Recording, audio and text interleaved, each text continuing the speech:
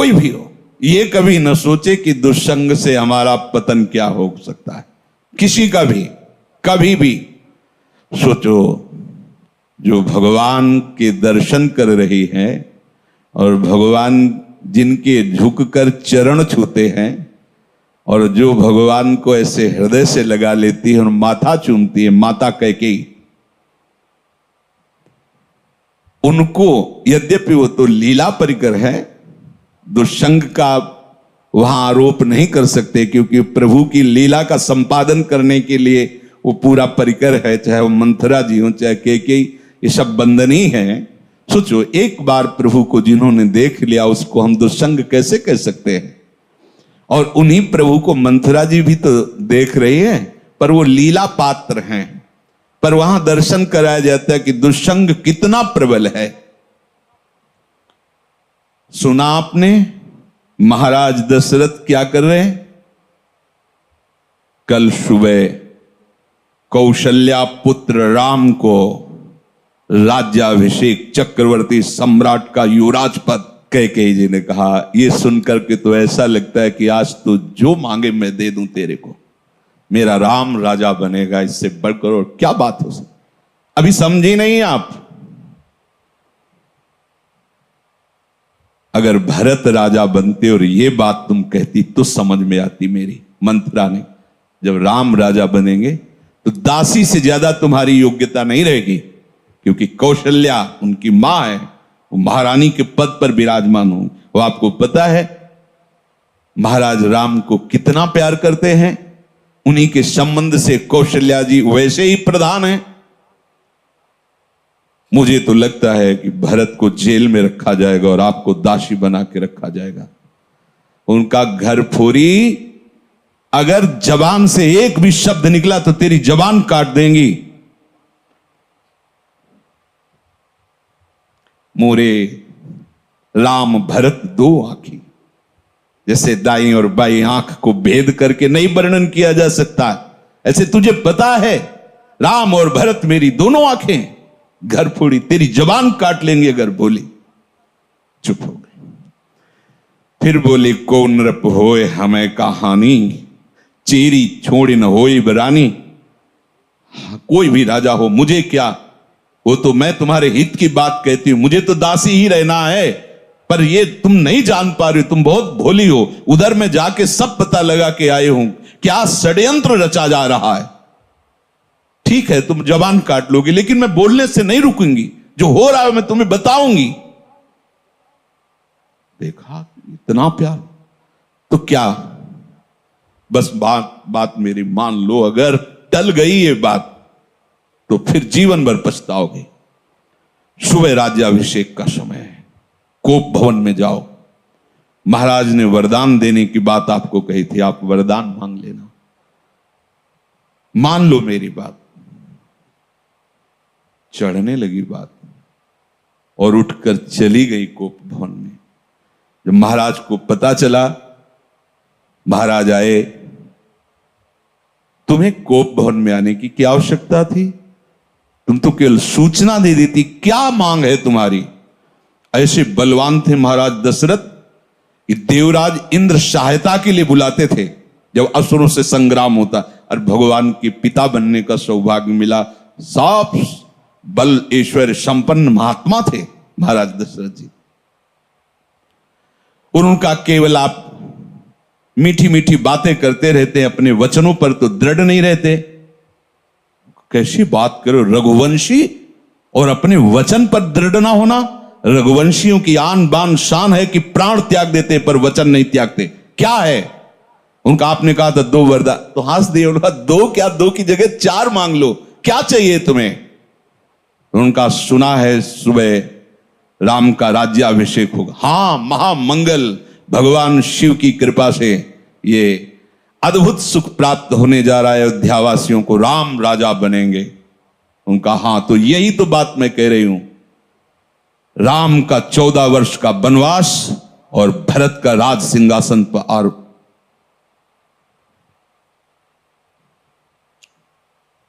महाराज सोच भी नहीं सकते थे, ऐसी अवाक रह गए। ये क्या? बस यही तो हम कह रहे हैं ना, मीठी मीठी केवल बातें करते हो। दशरथ जी ने कैकेयी जी के चरणों में हाथ रखा, वर्णन आया है, और कहा मेरे प्राण मांग लो तो देने में मैं हिचकूंगा नहीं, लेकिन राम को वनवास ऐसा मत करो। सुबह होते ही मैं भरत को बुला करके राजगद्दी दूंगा, आप कहोगी तो मैं राम और कौशल्या के साथ एकदम एकांत हो जाऊंगा, पर मेरे राम को वनवास। बस हम यही तो कह रहे थे कि मीठी मीठी केवल बातें। आप एक तरह से मूर्छित हो गए महाराज। क्या हुआ देखो, कितना आनंद मंगल होने वाला था, कैसा कुशंग ने स्वयं कैकेयी जी को भी वैधव्य सहना पड़ा। और जो नेत्रों का परम लाभ है, 14 वर्ष तक उस लाभ से वंचित रहे प्रभु से। दुष्संग हरि गुरु से ऐसे क्षण में अलग कर सकता है। बहुत जैसे सत्संग में सामर्थ्य है कि लौ मात्र का सत्संग स्वर्ग और भोग मोक्ष आदि का त्यागी बना सकता है, तो ऐसे कुसंग भी कम नहीं है। अगर वो सही कुसंग मिल जाए तो परम पद से भी भ्रष्ट करने का वो मार्ग रच सकता है। इसलिए कह रहे कि दुस्संगः सर्वथैव त्याज्यः। किसे हम समझे कि दुस्संग होने जा रहा है, तो शास्त्र कहता है यद्य सद्भिः पथि पुनः शिष्णोदर कृतोद्यमैः आस्थितो रमते जंतुस् तमो विशति पूर्ववत् सत्यम शौचम दया मौनम बुद्धि श्रीर्यशः क्षमा समो दमो भगश्चेति यत्संगाद्याति संक्षयम ते स्वशान्तेषु मूढ़ेषु खंडितात्म स्वसाधुषु संगम न कुर्याच्छोच्चेषु योषित क्रीड़ा मृगेषु च। जो केवल रसेंद्री के स्वाद में और जनेंद्री के भोग में है, उसका कभी भी संग नहीं करना चाहिए। शिष्णोदर कृत्योद्यमई, जिसका सारा का सारा उद्यम केवल 2 इंद्रियों के पोषण में है, अच्छा अच्छा खाने को मिले और भोगने को मिले, सबसे बड़ा कुसंग। ये भगवद वाणी। यद सदभी पथि पुनः, सतमार्ग में चल दिया है पर पुनः वो भ्रष्ट हो जाएगा। यद सदभी पथि पुनः शिष्णोदर कृतोद्यमई, जो केवल अच्छा अच्छा खाने को मिले और भोग भोगने को मिले जनेंद्री से, इतना ही उद्यम है। प्राय देख लो, इतना ही उद्यम है। खूब कमाओ और खाओ और भोगो, बस इतना ही जीवन है लोगों की। बच्चापन से लेकर और मृत्यु तक केवल इतनी ही चेष्टा है, खूब भोग संग्रह करो और उनको भोगो और मर के दुर्गति प्राप्त करो। शिष्णोदर कृतोद्यमई, जिनका उद्यम, जिनका प्रयास केवल 2 इंद्रियों के पोषण में है, ये खाया जाए, ये खाया जाए, ये पिया जाए, ऐसे भोग किया जाए, ये घोर कुसंग है भगवत प्राप्ति के मार्ग में।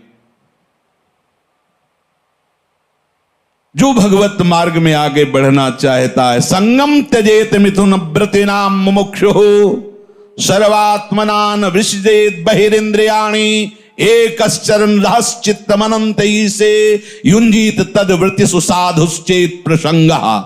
महाराज शौभरी जी अपना अनुभव करके कहते हैं कि यदि भगवत प्राप्ति करनी है तो ऐ मुमुक्षु, कभी मैथुन धर्म से युक्त प्राणियों का संग न करना, क्योंकि मछली के मैथुन को देख करके इनका मार्ग रुक गया और अपने मार्ग से भ्रष्ट हो गए। 50 ब्याह मानधाता की राजकुमारियों से किया। तब लिख संगम त्यजेत मिथुन व्रतिनाम मुमुक्षु, जिसका ये व्रत बन गया है कि मैं जीवन मुक्त होकर भगवान के चरणों की आराधना करूंगा, उसको कभी मैथुन धर्म से युक्त प्राणियों का संग नहीं करना चाहिए। स्पष्ट आदेश है। संगम त्यजेत मिथुन व्रतिना मुमुक्षु सर्वात्मनान विसजेत बहिरिंद्रियाणी। अपनी इंद्रियों को बहिर्मुख मत होने दो, अंदर ही अंदर भगवत चिंतन परायण रहो। शिष्णोदर कृत्योद्यमई जो हैं उनसे दूर रहो, जिनका उद्यम केवल रसेंद्रिय और जनेंद्रिय के पुष्ट करने में है, ऐसे कुसंग का त्याग करो। जो नीच पुरुषों का संग कर लेता है, बड़ा रंग चढ़ता है।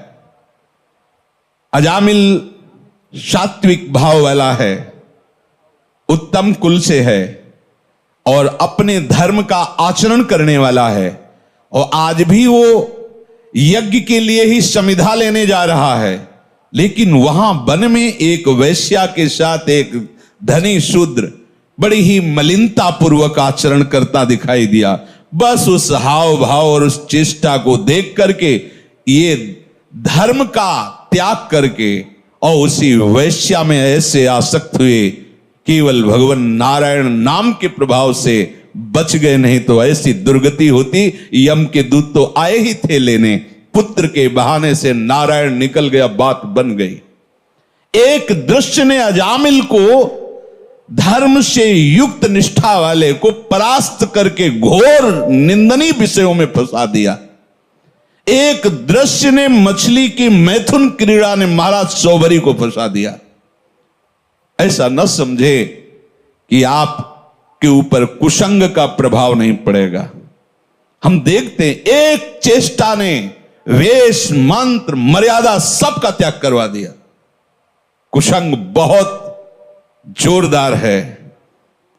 अगर सत्संग जोरदार है तो कुसंग भी जोरदार है। अगर देवताओं में दैवी शक्ति है तो आसुरों में राक्षसी शक्ति है।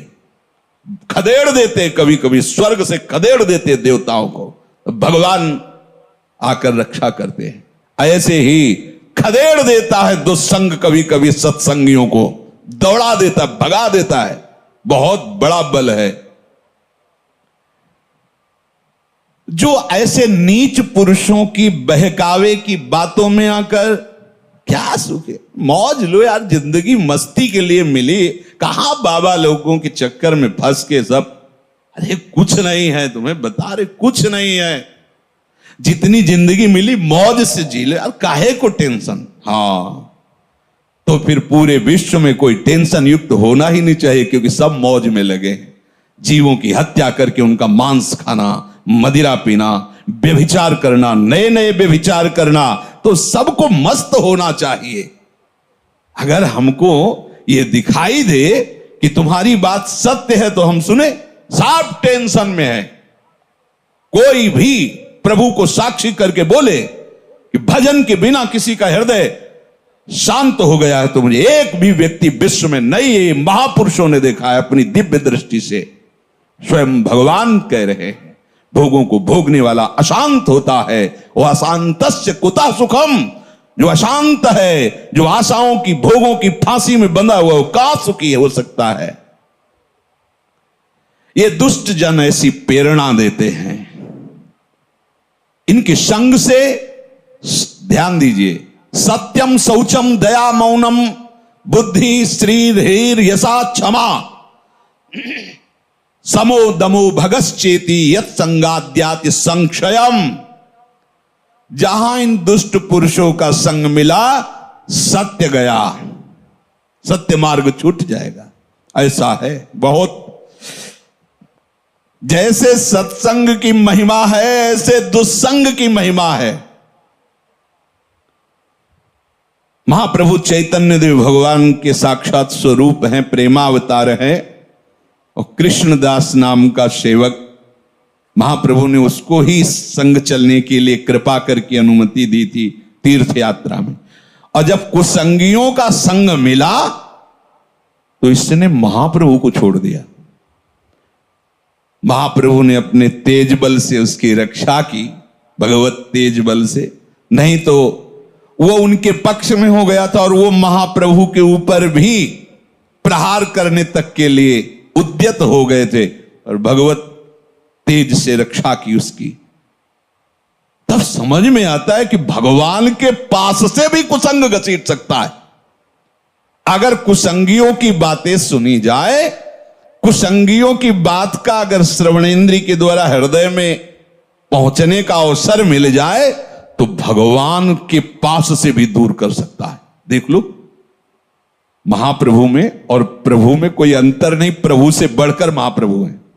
प्रभु के होते हुए भी उनसे प्रेम नहीं हुआ, पर महाप्रभु के दर्शन मात्र से श्री कृष्ण प्रेम होना, ऐसा आचार्यों ने, महापुरुषों ने गाया है।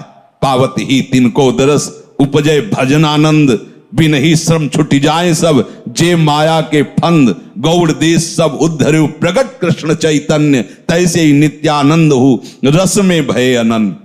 दर्शन क्या वो उच्छिष्ट पाता था, महाप्रभु के साथ चलता था, पर कुसंग कितना भारी, ओहो, सत्य मार्ग छूट जाएगा, पवित्रता नष्ट हो जाएगी, दया, मननशीलता, बुद्धि, लज्जा, श्री, कीर्ति, क्षमा, मन का वश में रहना, इंद्रियों का वश में रहना और भागवतिक सद्गुण, ये सब नष्ट हो जाएंगे दुस्संग से। अशांत चित्त, मूर्ख, नष्ट बुद्धि, भोगों के खिलौने बने हुए इन शोचनीय असाधु दुष्ट पुरुषों का संग कभी भी भूल कर नहीं करना चाहिए।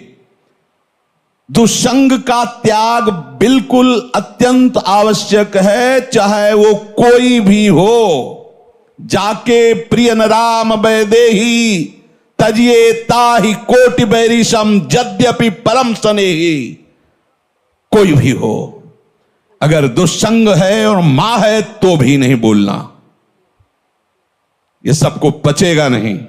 जब भरत जी ने सुना कि मेरे प्राणाराध्य भगवान को वनवास मेरी मां के वचनों से हुआ, मेरे परम कृपालु परम प्रेमी पिता का शरीर त्याग मेरी मां के वचनों से हुआ, तो जे ही ननिहाल से आए तो दौड़ कर कैकेयी मां मिलने के लिए आई तो रोक दिया, और शब्द जो बोला वो बहुत ही कठोर बोला, पापिनी, आज के बाद तेरा कभी भरत मुख नहीं देखेगा। 14 वर्ष व्यतीत होने के बाद जब प्रभु पधारे तो सबसे पहले कैकेयी मां के पास गए। बड़े करुणा में मर्यादा पुरुषोत्तम, हृदय से लिपट कर कैकेयी जी रोई और कहा, बेटा एक इच्छा है, जब से ये लीला हुई तब से आज तक भरत ने कभी मां नहीं कहा, तुम आदेश करोगे तो एक बार वो मां कह देंगे तो मेरा हृदय जो जल रहा है शांत, एक बार केवल मां कह दे। प्रभु कुछ बोल नहीं पाए, विचार किया। भरत जैसे महाभागवत एक बार जो निश्चय कर ले उसे टाला नहीं जा सकता, और भरत मेरी आज्ञा को नहीं टाल सकता। अब ऐसी परिस्थिति में निश्चित वो प्राण त्याग देगा। अगर हमने कहा कि कैकेयी जी को मां बोल दो तो मेरी आज्ञा उल्लंघन नहीं करेगा, और निश्चय इतना प्रबल है इसलिए दोनों बातों की रक्षा के लिए प्राण त्याग देगा। दूसरी, भगवान ने कहा ही नहीं, जीवन में कभी मां नहीं कहा। साष्टांग प्रणाम करके हाथ जोड़कर ग्रीवा झुकाकर खड़े होते थे प्रहलाद जी हिरण्यकश्यप के सामने। जब उसने भगवान श्री हरि की निंदा की तो दैत्यराज कह के संबोधन किया, पिताश्री कह के संबोधन नहीं किया। जाके प्रिय न राम वैदे, कोई दुष्संग कहीं भी हो सकता है, बता रहे हैं, वृत्ति से हो सकता है, व्यक्ति से हो सकता है।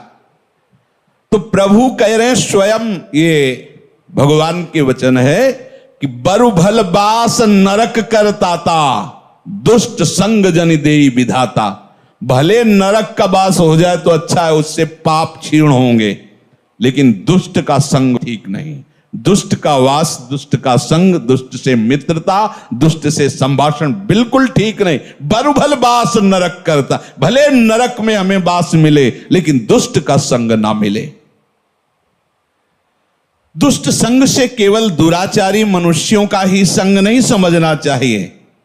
अपनी इंद्रियां, अपने मन की पेशगी भी दुष्ट संग है। ये जो हमारा मन भगवत भजन के विपरीत प्रेरणा कर रहा है, ये बहुत सुंदर है, ये अच्छा है, ऐसा देख लें, वो सुन लें, वो भोग लें, ये भी दुष्ट संग है। ये इंद्रियां दुष्ट हैं, ये मन दुष्ट है, जब तक ये संतुष्ट नहीं हो जाते। और इनके संतोष होने का एक ही कारण भजन, दूसरा नहीं। माता देहूती जी भगवान कपिल देव जी से कहती हैं, भगवान भोगों को भोगते हुए दुष्ट इंद्रियां कभी तृप्त नहीं हुई, आज भी जला रहे। जबकि महान योगेश्वर से संपन्न भगवान करदम जी ने ऐसी रचना रची थी, तो कपिल देव जी से कह रहे कि भगवान ये दुष्ट इंद्रियों के द्वारा ऐसे दिव्य भोगों को भोगने पर भी आज तक तृप्ति नहीं। ये दुष्ट शब्द उच्चारण किया इंद्रियों के लिए। ये मन बड़ा दुष्ट है। जब तक ये भगवदाकार नहीं हो जाता तब तक अपना मन, अपनी इंद्रियां, इनसे सावधान रहे। ये कुसंग है। हर बात मन की मानना, इंद्रियों की मानना, हर बात मन और इंद्रियों की अपनी मानना, ये बहुत घाटे का सौदा है। जब ये तुम्हें मन और इंद्रियां भोगों का चिंतन करा रहे, तुरंत काटिए। हमने आपको बताया सत्संग में कि नाम जोर से उच्चारण कीजिए तो संस्कार नहीं बनने देगा, उसकी चाल है। और जहां आप उसमें थोड़ा सा मिल गए तो ध्यायतो विषयान पुंसः संगस्तेषु उपजायते। जहां विषय ध्यान शुरू हुआ, पूर्व का भोगा हुआ या सुना हुआ या पढ़ा हुआ या देखा हुआ, जहां उस पे एकाग्र हुए, कुछ करो या न करो, जो उसका परिणाम हो तो हो गया। तुम्हारा अंतःकरण गंदा हो गया। क्रिया तो बाद में होती, अंतःकरण पहले गंदा होता है। ध्यायतो विषयान पुंसः संगास्तेषु उपजायते। जहां विषयों का ध्यान सुखपूर्वक किया, ऐसे से ऐसा हो, ऐसे से, बस वो अंतःकरण को मलिन करके संकल्प बना देगा। और जहां संकल्प बना और संकल्प में बाधा पड़ी, प्रतिकूलता आई, तो क्रोध अपना अधिकार कर लेता है। संगात संजायते कामः, कामात् क्रोधो विजायते, क्रोधात् भवति सम्मोहा, सम्मोहात् स्मृति विभ्रमः, स्मृति भ्रंशात् बुद्धिनाशो, बुद्धिनाशात् प्रणश्यति, सर्वनाश हो गया। इसलिए कल्याण पथ पर, भगवत मार्ग पर चलने वाले उपासक को विषय चिंतन को भी दुष्ट संग समझना चाहिए। विषय चिंतन बड़ा भारी अंदर का दुष्संग है। बाहर से भाग के तो एकांत हो गए, लेकिन अंदर उसे भगाने के लिए नाम समर्थ है। नाम न छूटे तो कोई भी दुष्संग तुम्हारे ऊपर प्रभाव नहीं डाल सकता, आएगा, प्रभाव नहीं डाल सकता। कोई भी दुष्चिंतन अपना संस्कार स्थापित नहीं कर सकता। इसलिए निरंतर नाम जप करते हुए दुष्संग से बचना। जब दुष्संग से बचेंगे तब आपके अंदर भजन भाव की वृत्ति से एकांत स्थान की चाह होने लगेगी। कोई मुझसे मिले ना, कोई बात ना करे, बस चुपचाप निरंतर नाम चल रहा है, वाणी चल रही है। स्वाध्याय अत्यंत आवश्यक है। अगर आप थोड़ा भी हिंदी पढ़ लेते हो तो आपको स्वाध्याय जरूर करना चाहिए। आस्तिकता की आधारशिलाएं, साधक में साधुता, प्रेम दर्शन, श्रीमद् भागवत, श्रीमद् भगवत गीता जी। बिल्कुल संप्रदायवाद की बात मत करो, सीधे जैसा कहें वैसा चलो। इन वाणियों के पढ़ने से तुम्हें समझ में आएगा कि परमार्थ किसे कहते हैं। ये बहुत ऊंची बात है, प्रेम की बातें प्रेम की ऊंची ऊंची करते हैं, और बस स्थिति कहां है अपने अपने हृदय की देख लो। हमें स्थिति चाहिए, बातें नहीं। बातों से पेट नहीं भरता, बातों से प्रीति नहीं होती, स्थिति चाहिए। जब तक आप सिद्धांत को नहीं समझोगे तब तक बातें ऊंचे सहचरी भाव की, गोपी भाव की, सखा भाव की, और स्थिति नहीं है एक साधारण धर्म की। जो व्यभिचारी है, जो मनमुखी है, जो स्वेच्छाचारी, वो कौन से भाव में बैठा है? देह भाव में। देह भाव का तो पूरे संसार में ही प्रचार प्रसार हो रहा है। देह भाव ही तो दुर्गति का कारण है। अब उसके उपासक के हृदय में जो दुस्संग से सर्वथा बच रहा है, भीतर और बाहर से, तो विविक्त स्थानम सेवते। जैसे आप यहां बैठे हो, आप एकांत में हो।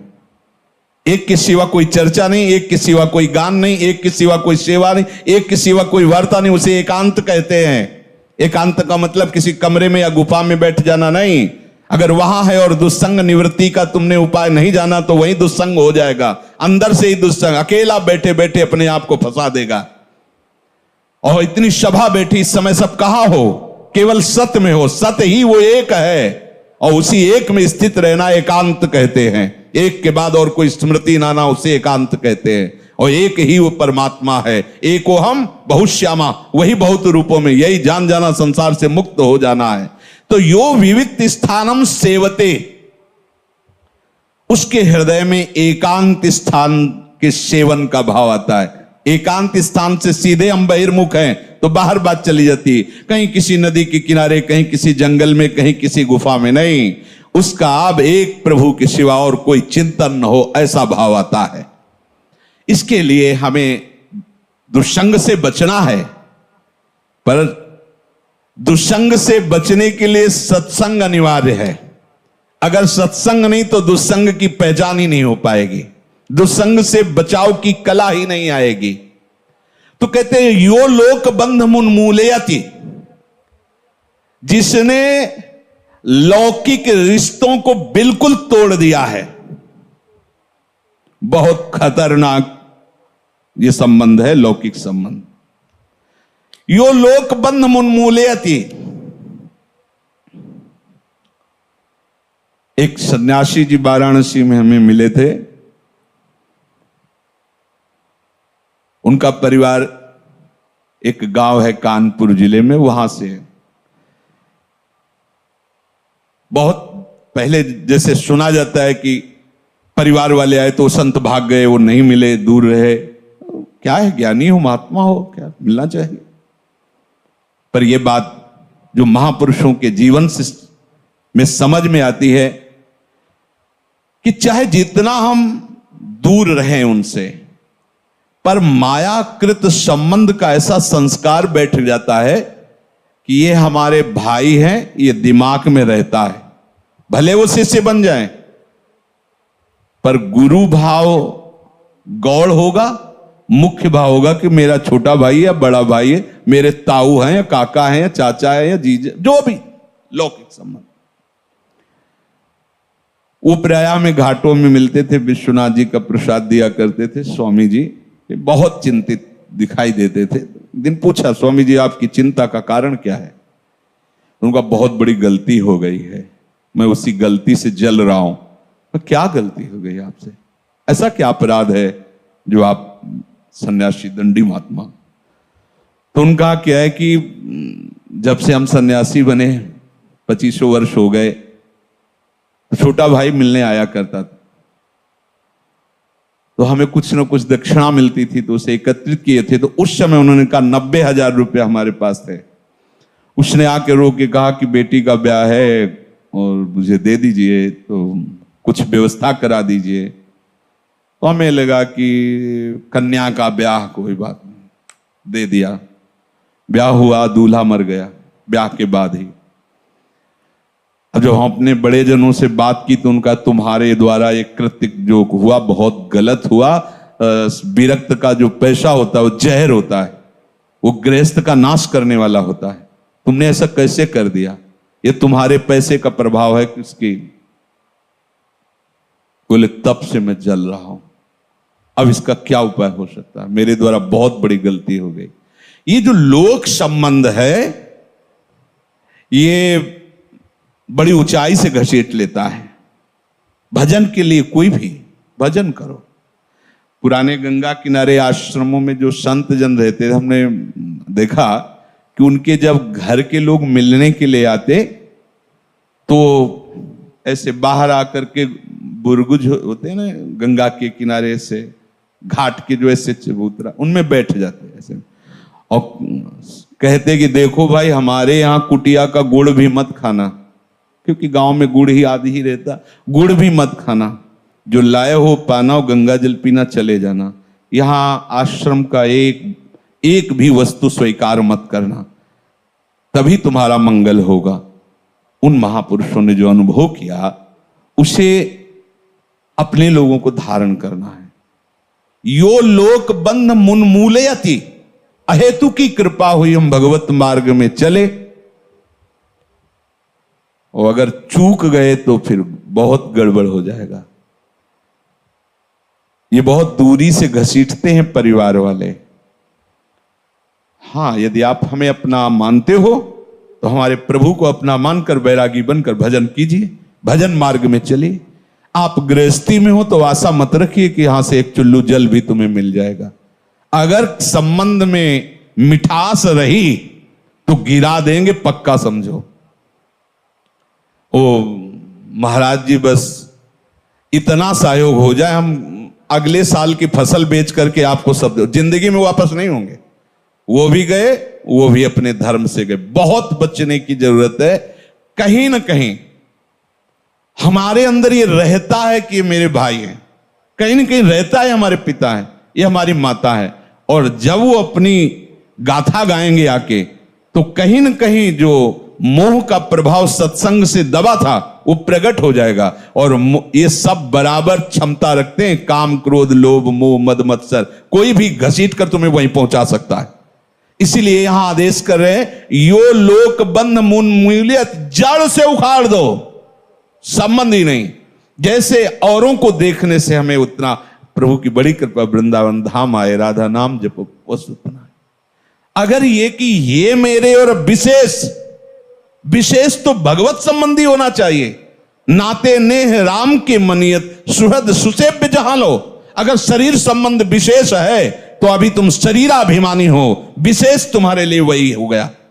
अगर भगवत भाव में हो तो भगवत भक्त विशेष होगा, ना कि शरीर संबंध विशेष होगा। ये अंदर देखने की बातें हैं, बाहर की नहीं। जो लौकिक समस्त बंधनों को जड़ से उखाड़ के फेंक देता है, इसमें लिखा है मुन्मूलयति, जड़ से उखाड़ फेंकना, कोई संबंध नहीं। ये शास्त्र हमें मुक्त करने के लिए कृपा करके वर्णन करता है। वही गुरु शासन कृपा करके होता है। आप ऐसे बात नहीं करोगे, आप ऐसे, अगर मिलना है तो आप हमसे पहले अनुमति लीजिए, और कई मिनट मिलेंगे और यहां मिलिए, यही बात। इसका मतलब क्या है? तुम कोई बहुत बड़ी उनके लिए सुख वाली वस्तु थोड़ी हो कि तुम चले जाओगे तो उनका सुख चला जाएगा। नहीं, तुम्हारे सुख के लिए तुम्हारे लिए विधान बना। नहीं, ऐसा नहीं। हां, वो अपनापन रखते हैं, देख ले तुम जीवित हो, स्वस्थ हो, भजन परायण हो, बस दूर रहो, तो तुम्हारा भी कल्याण हो जाएगा और उनका भी कल्याण हो जाएगा। और अगर मोह बनाए रखे तो न तुम्हारा कल्याण होगा न उनका कल्याण होगा। इसे यो लोक बंध मुन्मूलयति, जड़ से उखाड़ फेंको इस संबंध को, आंतरिक भाव से। और एक दिव्य संबंध जो हमारा स्थायी है, सब मेरे मेरा प्रभु रमा हुआ है, हम उसी भगवत भाव से सबका पूजन करें। अगर भगवत भाव नहीं है, वो आप जानते हैं, और ये है कि ये मेरा शरीर संबंधी है, तो उदासीनता अत्यंत आवश्यक है। उदासीनता ही उसकी जड़ को नष्ट कर देगी, ना मैत्री ना शत्रुता। उदासीनता, जैसे हम जानते हैं, ऐसे भाव हम जानते हैं पर हम जानते ही नहीं, ऐसे भाव से। आगे जो भगवान कह रहे हैं, निस्त्रिगुणो भवार्जुन, तो बोले निस्त्रिगुण्यो भवति। जो भगवत प्रेमी उपासक होता है वो इस त्रिगुणात्मिका माया के रचे हुए भोगों में कभी नहीं फंसता है। संसार के पदार्थ, संसार की शोभा, संसार के राग रंग, ये संसारी पुरुष को बातें हैं, भगवत मार्ग के पथिक को नहीं। भगवत मार्ग के पथिक को जो भी उसे अच्छा लगा वो तो सब प्रभु को दे दिया। हमारी जो भी जहां भी आसक्ति जैसी भी थी, वो तो सारी की सारी प्रभु को शरणागत के समय दे दिया। अब हमारा आपके सिवा कोई नहीं। हमारा भरण पोषण आपकी कृपा से होता है, हमारा साधन आप हैं, हमारे साध्य आप हैं। ये बात कह के अगर तुम्हें कुछ अच्छा लग रहा है, कुछ अपने बचे हैं, मतलब त्रिगुण का संबंध आप स्वीकार कर रहे हैं। यहां प्रभु कह रहे हैं त्रिगुणातीत बनो। हमें शास्त्र की उन कहते कि आप ये कह रहे हो शास्त्र में वो भी लिखा है, तो स्थिति का लिखा है। जैसे स्थिति होती पढ़ाई में, एबीओ का केबी कौन शुरुआत होती, फिर 1, फिर 2, फिर 3, 4 ऐसे क्लास होते। यहां ककाहरा की पढ़ाई नहीं हो रही है। यहां वो प्रेम रस छलकता है जो वासुदेवा सर्वम से शुरुआत होती। यहां की पढ़ाई वासुदेवा सर्वम से यहां का क्लास चलता है। यहां से अब सर्वानुवस्तुतया निरीक्ष, अब इसके ऊपर प्रेम रस की बात चलती। और वासुदेवा सर्वम के लिए भगवान कह रहे सा महात्मा सुदुर्लभा, इसीलिए कहो जो हरिवंश रस बिरलो समझनहार, एक दो ही जो पाइए खोजी सब संसार। असंसारी, त्रिगुणातीत होने का तात्पर्य असंसारी। असंसारी का तात्पर्य स्थूल देह से राग खत्म, सूक्ष्म देह से राग खत्म, और त्रिगुणात्मिका माया के रचे हुए स्वभाव से भी खत्म, अर्थात स्वरूप स्थित महापुरुष। निस्त्रिगुण्यो भवति, प्रभु का प्रेमी फिर अपने योग क्षेम की भी चिंता नहीं करता। करें योगक्षेमम त्यजति, प्रभु यहां कह रहे निर्द्वंदो नित्य सत्वस्थो निर्योगक्षेमम आत्मवान। अब जिसे ये चिंता बनी रहे हमारा भरण पोषण कौन करेगा, हमारी व्यवस्था कैसी, रोग हो गया तो हमारी सेवा कौन करे, हमारे प्रभु करेंगे। ये जो कथाएं भक्तों के चरित्रों में सुनते हैं, केवल सुनते ही नहीं, अगर आप चलते हो तो आप उसको देखेंगे कि आपका प्रभु कैसे दुलार करते हैं। भगवान यहां कह रहे हैं नित्य सत्वस्थो निर्योगक्षेम, अर्थात योगक्षेम की भी बिल्कुल चिंता नहीं होनी चाहिए। योगक्षेम, अधिकतर उपासक इसी में परेशान रहता है। 2 प्रकार का योगक्षेम, एक शरीर के योगक्षेम की और एक साधना के योगक्षेम की। हमारी जो साधना हुई है वो सुरक्षित रहे, और हमारी साधना में जो प्राप्त करना है वो हमें इसका भी टेंशन नहीं लेना। क्योंकि भगवान कह रहे तुम्हें केवल अनन्यस चिंतयन्तो माम ये जना परिपासते तेषाम नित्याभियुक्तानाम योगक्षेमम वहाम्यहम, अहम, मैं वहन करूंगा। अब किसकी तरफ देखना है, किसकी तरफ देखना है? अगर हमें अपने शरीर की योगक्षेम की चिंता है तो कैसे शरणागत है? कभी कभी ऐसी क्षण भर मात्र के लिए जीवन में कभी ऐसी घटना आती थी, अब क्या होगा? फिर एकदम अरे वो जो लक्ष्य है वो घबराने नहीं देता, तत्काल सामने आ जाता है, अरे ऐसा है। अब रही भगवत प्राप्ति की बात कि आगे की जो आगे आपको क्या पता है कि क्या स्थिति होती है? आपको क्या पता है? आपने जो साधना उपासना जो भी तप आदि आपसे बन रहा है, जितेंद्रियता आदि जो बन रहा है वो आपका नहीं, उन्हीं का दिया हुआ है। आप क्यों चिंता करते हैं? आप इसकी भी चिंता छोड़ दें। भगवत प्राप्ति की